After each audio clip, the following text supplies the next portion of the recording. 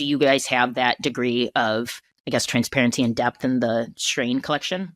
Yeah, we are currently working on this. Like, we have those strains now, and now we need to find a product that is actually distinguishing between the bad and the good. Yeah, I guess actually that's more of the challenge, isn't it? The industry hasn't made that product yet.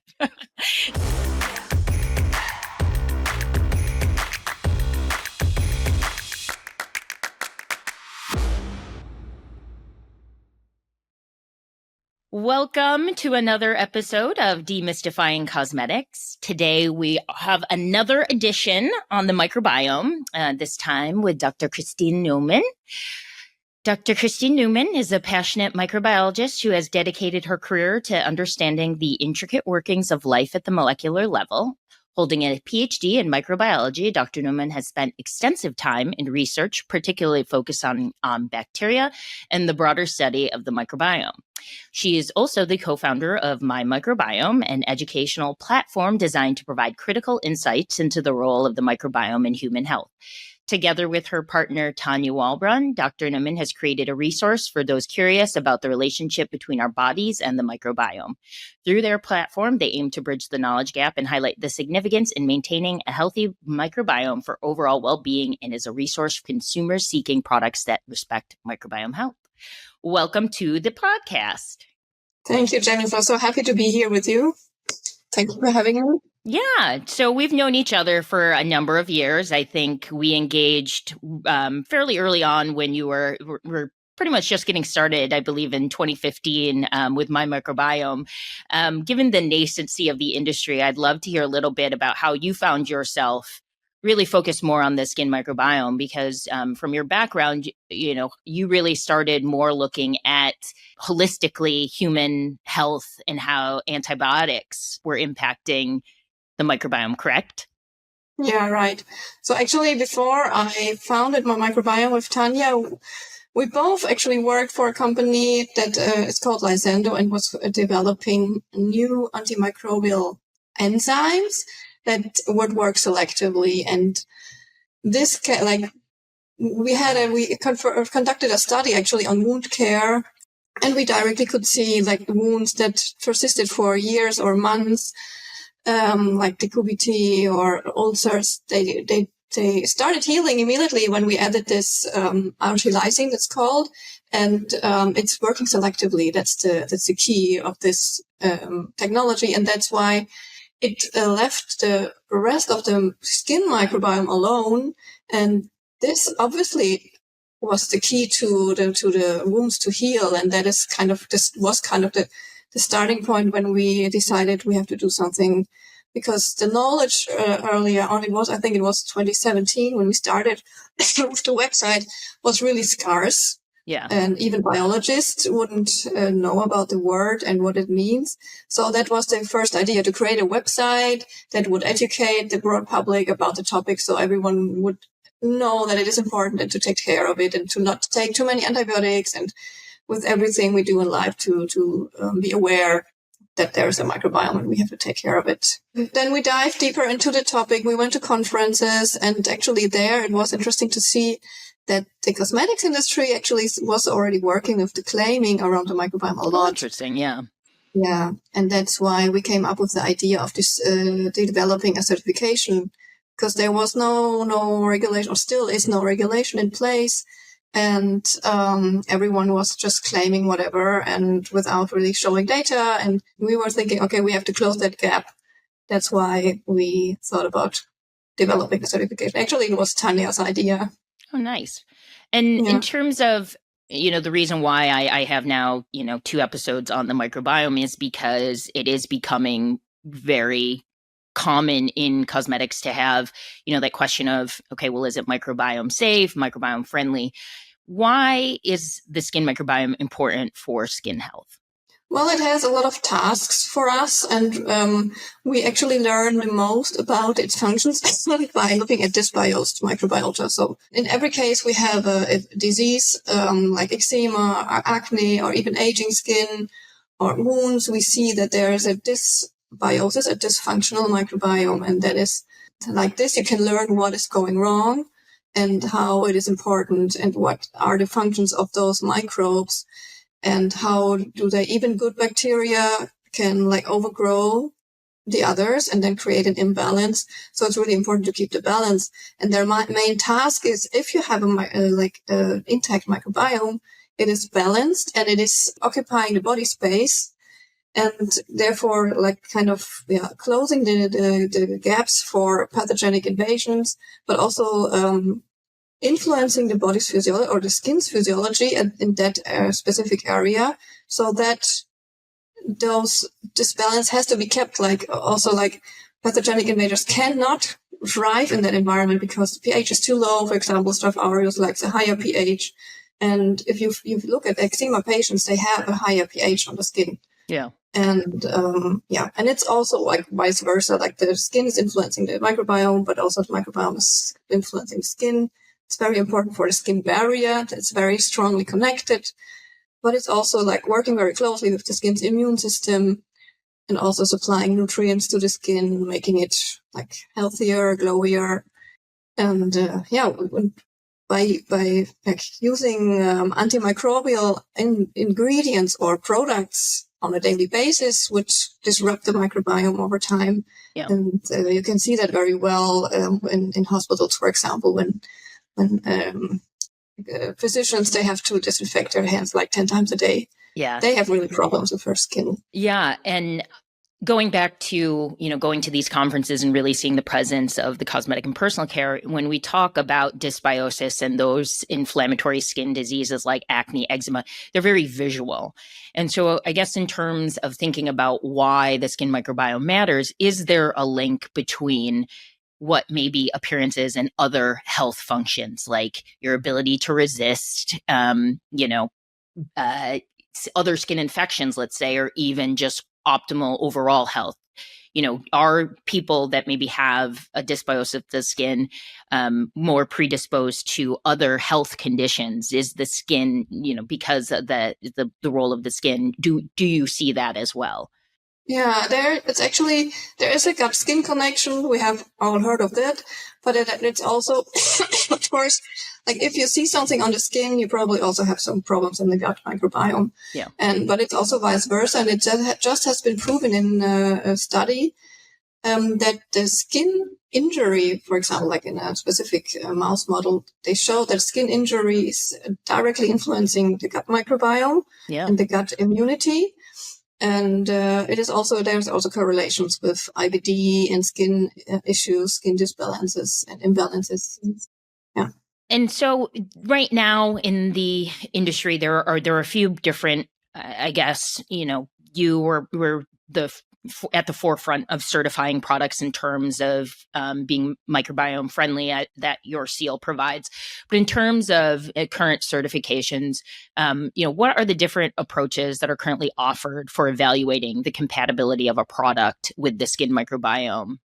Well, there's not so many certifiers out there. We are actually the only real certification body with a real registered certification mark, and we have to provide transparency and must be independent and be very open about what we're doing. And the others, I don't see them providing as much transparency, but maybe that is also changing. And there's differences between some one other that is also providing, or more and more coming, that are providing in vitro assays like we do. But I've seen some protocols and they differ a lot. So one has to be very careful about how they're testing and what the protocol really looks like, and how they're also defining the microbiome friendliness, because we are very strict with the microbiome friendly. So the testing in vitro already is very sensitive. And if we see a change there, we only allow 30%, for example, 30% reduction, and others are allowing way, way more, like that I would already call antibacterial. So our certification is very strict and very sensitive, and we are on the safe side, let's say. And then if you go to in vivo, that's a completely different thing.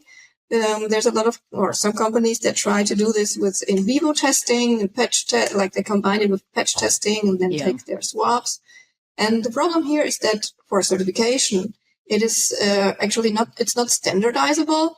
because even if you would always have the same persons that you do the testing on, they're always different due to their lifestyle, due to the weather, due to the environment, or what they eat, whatever, et cetera, because everything reflects on the microbiome.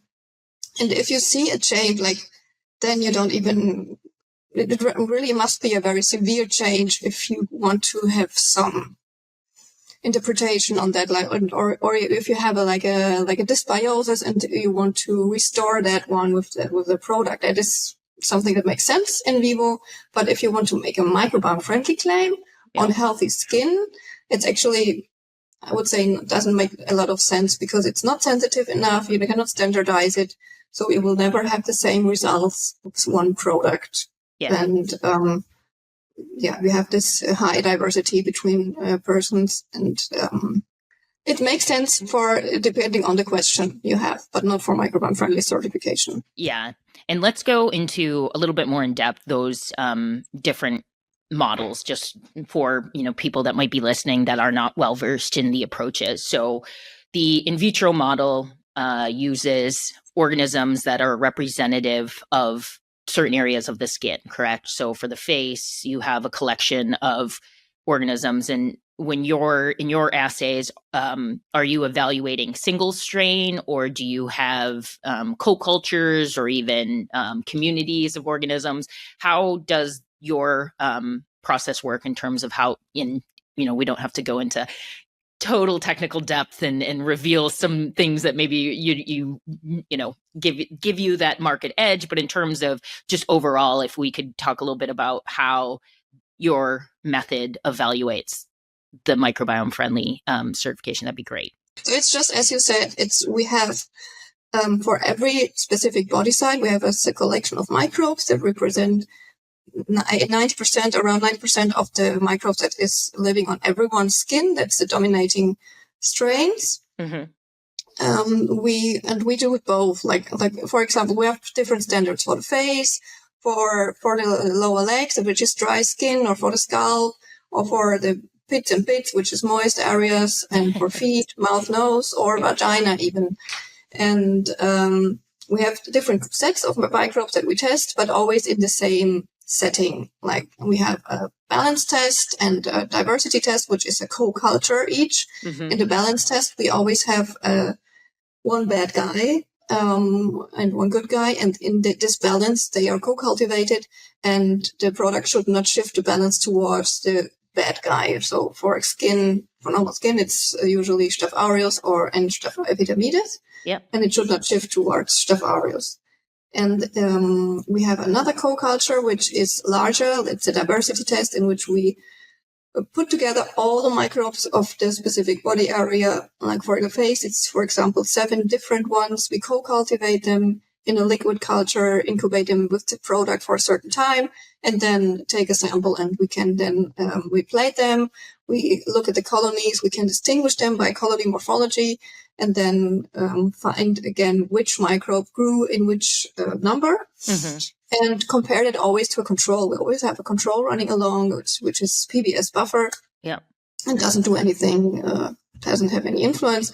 And we also want to simulate the skin product contact, and this is we do that on agar plates. Yeah. So we have the same microbes as in the diversity test and plate them individually on agar plates, and then add the product on top and see if the product inhibits the growth of those microbes. And then ideally, overall in the test, the product performs or doesn't have any effect. We also look at if it's increasing the microbes. It's also rated as not good because it can create an imbalance as well.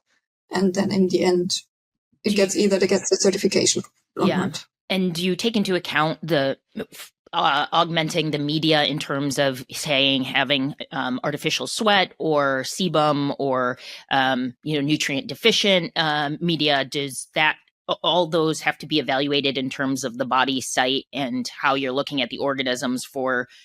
I know a challenge with looking at, let's say, like co-culturing things like Malassezia with bacteria is always very difficult because of, growth growth time, incubation. How are you guys accounting for all of that? Yeah, we actually had to optimize the co-cultures to make it work, of course. It wasn't easy, and it's really not easy. But we do mix bacteria with Malassezia species, and it's working because we have a low nutrient media. We tried artificial sweat, but it doesn't make a difference. Yeah, we know on the skin there's not much nutrients available, so it's the way we do it, like with really low nutrients. It's working really well because also we don't want to make too much change within the time frame that we test. And do you see much difference in terms of when you're looking at individual growth versus the community? Does the community, significantly alter the growth dynamic of the versus the individual strains? Yeah, so we see a strong difference of the product's influence when testing them individually and in a community. And that's, so we never can say if it's performing good in one test, if it's performing good in the other test, because you really have this influence of those microbes to each other. And so what is the value then in terms of just testing in monoculture versus community? What do you mean by value? So if, you have very different outcomes, if you're testing like an individual strain versus a community, what is the value? And then in terms of evaluating just a monoculture, so just a single strain. Yeah, we are looking at each strain individually and give them a grade, as in the diversity test as well as in the single strain test. Okay. And in the end, we take everything together and have overall grade. In terms of the assumptions that these models make, so I think, in any model that is testing for efficacy to even, in human testing, there's always assumptions that are made that, and so in terms of the assumptions of these models, what are those? One is that these in vitro models obviously translate into in human use, correct? So, well, yeah, because our idea is that in our testing, if there's no influence, then there will be for sure no influence on the skin, because our testing is way more sensitive than if you apply a product on the skin. On the skin, it is the microbiome is in the follicles and in the pores, so it's protected. But in our testing, it's not protected at all. Like it's swimming, like each microbe is alone, not in a biofilm. It's swimming free. Yeah. And then the product has a direct contact with those individual bacteria that are swimming in that culture. So so the assumption is worst case scenario with your model. Right. Okay. And then for how that criteria when you talk about grading, so minimum inhibition concentration is a value, the MIC, that you can use for understanding the use level of an antibiotic or preservative. Do you take that into account when thinking about how you interpret microbiome friendly? So I think you said yours is only 30%. So in terms of what an antibiotic, or if you're doing a preservation disc test, how do those compare? What's that reduction that you normally see if something is a preservative or antimicrobial? Yeah, so if you have an antimicrobial, I would say the antimicrobial activity starts at 90% reduction, which is 1 log reduction. Mm-hmm. And it, of course, the more log you have, the higher the activity, the stronger. But that's why our thinking was we have that 90%, which is antibacterial, and we want to go to the opposite, which is 0, actually. Yeah. But you have to have a little room. And that's why when we went down to 30%, which is still far away from the 90% antibacterial, and we allow 60% increase, which is also not even 1 log, not even doubling. Yeah. And when you're looking at products, have you been able to start, because people, are providing you with fully formulated products, based on these tests, have you started to see patterns in terms of ingredients that right away are going to be detrimental? Is there starting to emerge a body of evidence in terms of ingredients that might work better than others for a microbiome safe product? That's actually a tricky question. So there are some ingredients, if they are used at a certain concentration, that, for example, zinc oxide-based sunscreens, Mm-hmm. they are completely antibacterial. So they would never pass. But if you have zinc oxide at, let's say, below 6% in the product, then it's okay. Yeah. So it's really always about the concentration. I can never say if I just have a pure inky list, okay, I have the order and I can assume which is the concentration, but it's really always about the concentration, not about the ingredient per se. Yeah. We even have tested some products containing SLS and they were passing, and I was actually surprised. But it's not about the mildness of each ingredient, but about their concentration. And can you augment products with, so I know that I've been working with an ingredient that is supposed to be a prebiotic for, the commensal, for the face specifically, strains. And I've been using it almost to counteract some other ingredients that I know. So for instance, with the SPF, zinc oxide is wildly antimicrobial.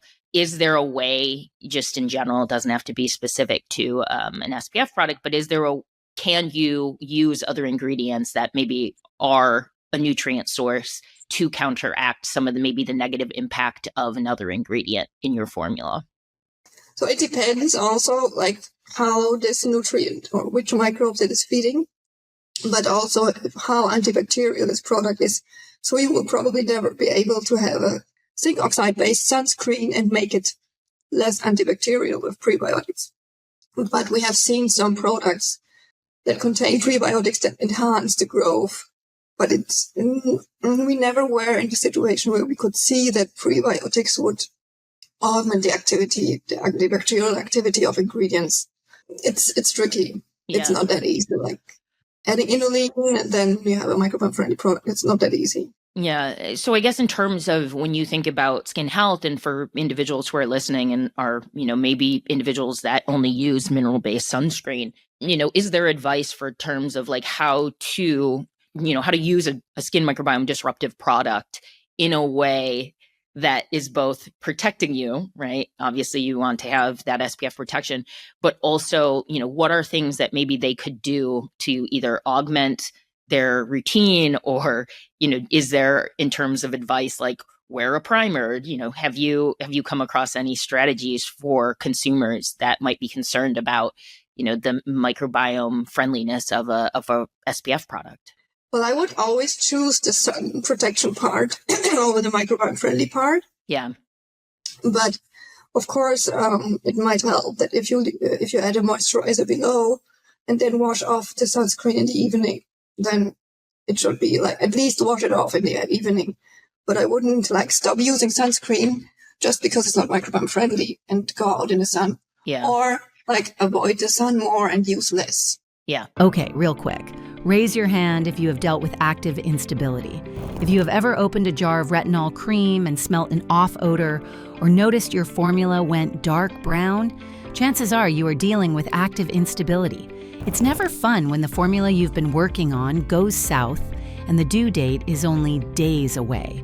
That's why we've encapsulated the trickier ingredients to work with so you can kick the stability struggle to the curb. From retinol to vitamin C, we make it easier to work with those ingredients that typically give you that 3 p.m. headache. The cellulose shell shields the active from outside exposure, things like air and light, that are likely to cause active breakdown, giving you the power to create stable and effective formulas without the trial and error. Ready to quickly create effective skincare formulas? Discover Tagra's Cellucaps line by going to tagra.com/cellucaps. So, have you encapsulated yet? Now back to the show.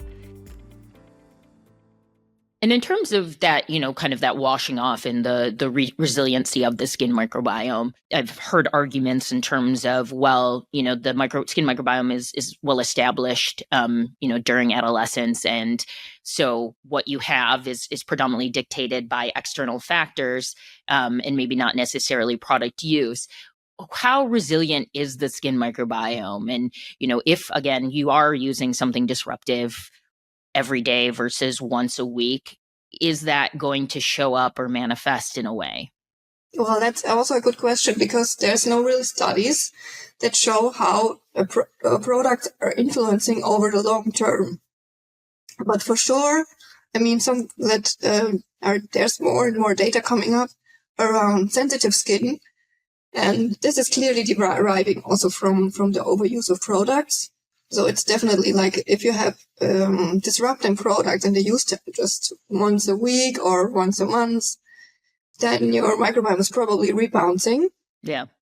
But if you use it on a daily basis and then you add products daily, like you use, 10 products a day and then over years, then for sure that will influence your microbiome. Yeah. And in terms of, I've been at many conferences with you, and I know there's no shortage of criticism about the certification. To me, it's always been a little bit baffling why there's been so much focus on it in terms of the questions and kind of the dangers and saying something's microbiome friendly. Really want to hear from you why you think there has been so much, I think, commentary in terms of the microbiome certification. Are we letting perfection stop progress? Well, that's a good question. So I think there's some that would like to show more than microbiome friendliness. Yeah.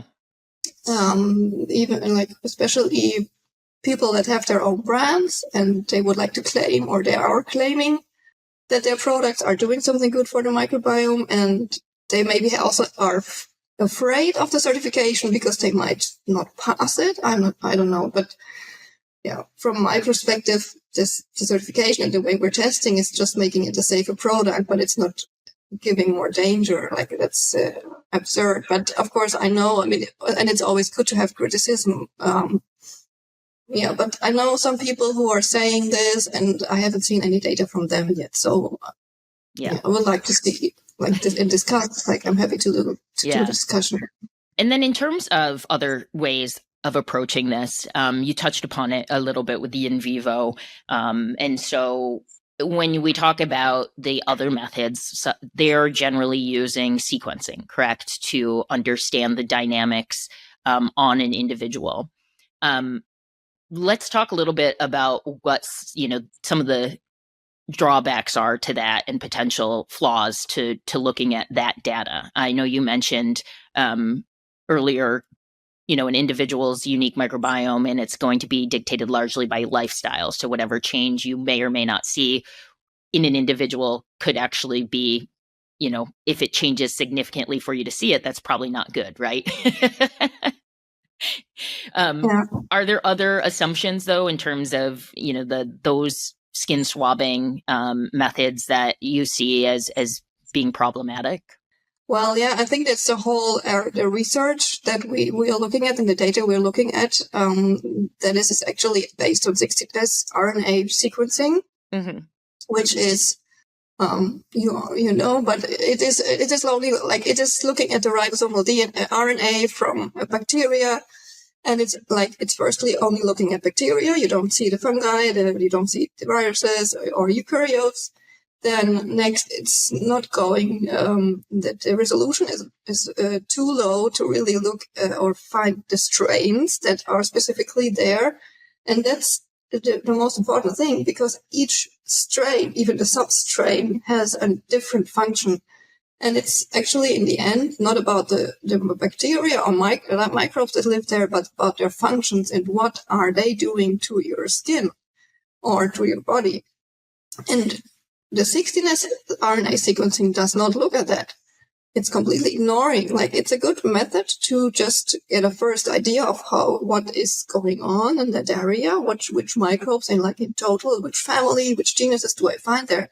But if I want to see if a product has any influence on this area, and I only look at it by looking at 16S RNA, and I see some changes or I don't see changes, but within like a broader picture, it's like if you look at a zoo and you don't distinguish between the giraffe and the monkey, but it's all mammals.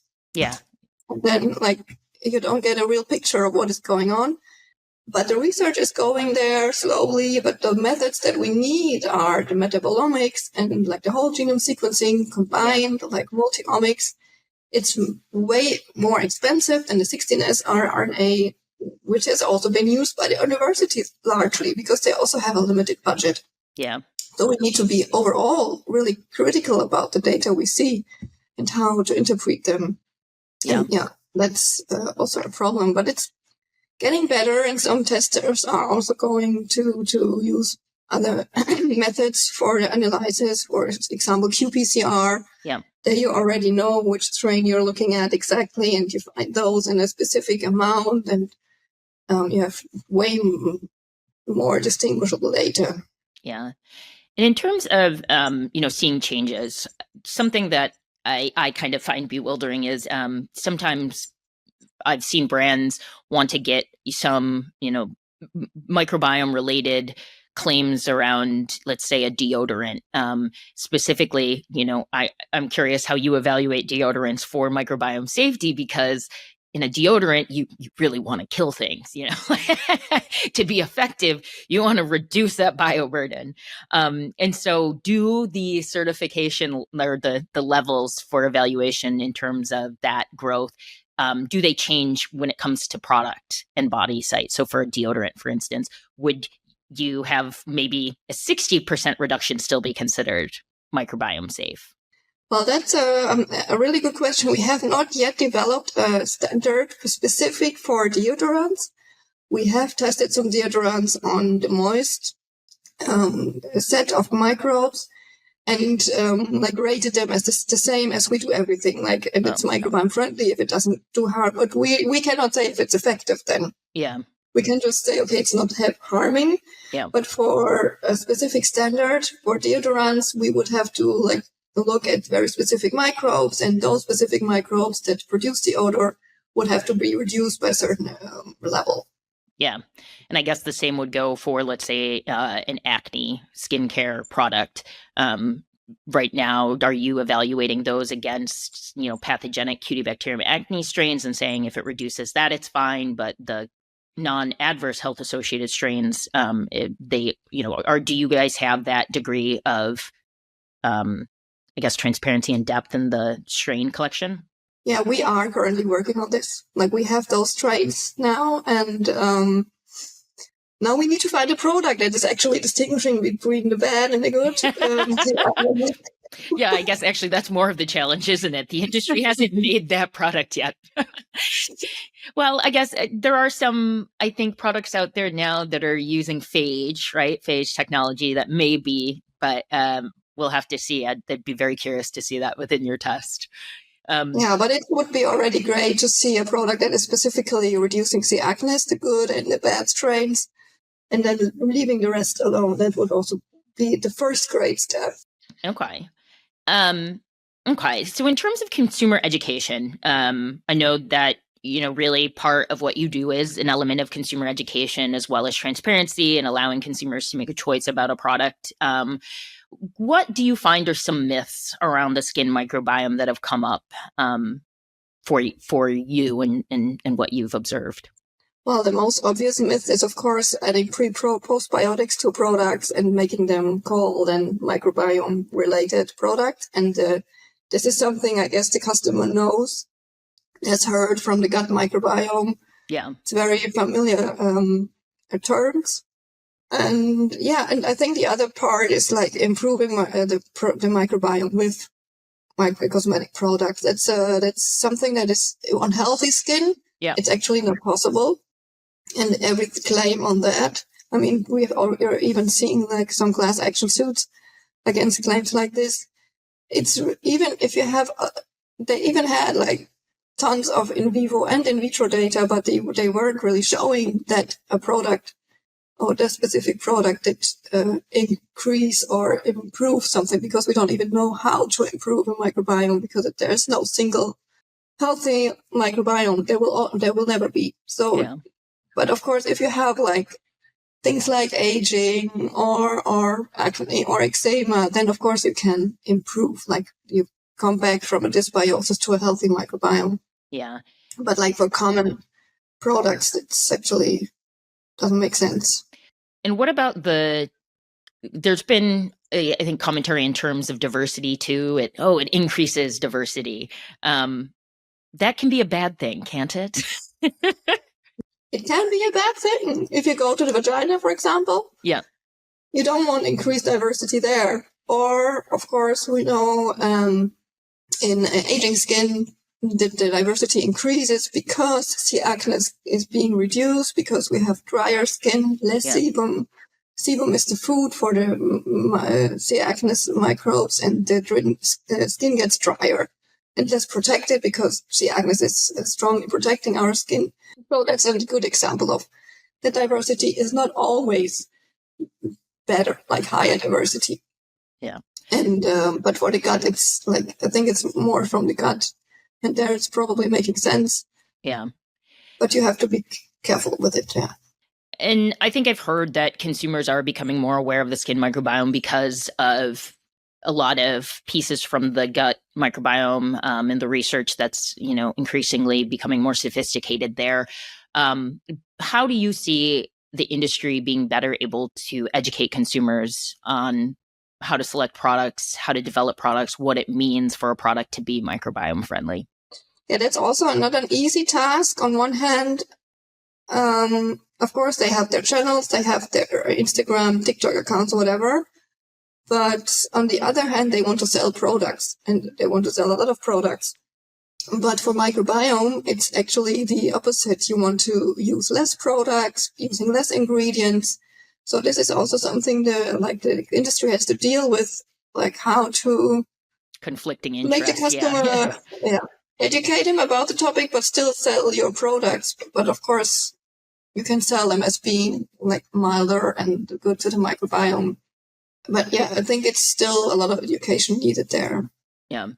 And then in terms of the field of microbiome-friendly skincare, how do you see it evolving, and what new innovations do you think we might expect to see in the coming years?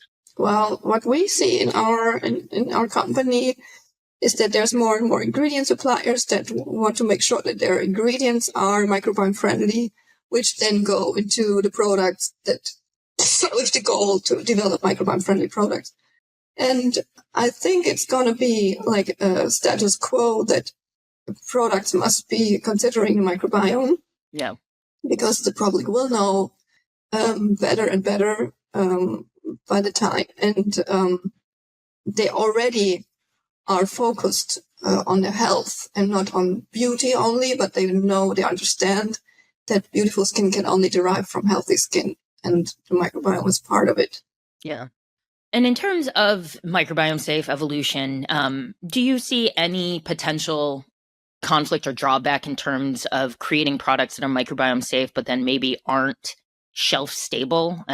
So if they're introduced in high-risk areas like a shower, for instance, do you have any insight into that, a potential rise in the reduced use of potential preservatives that would extend shelf life?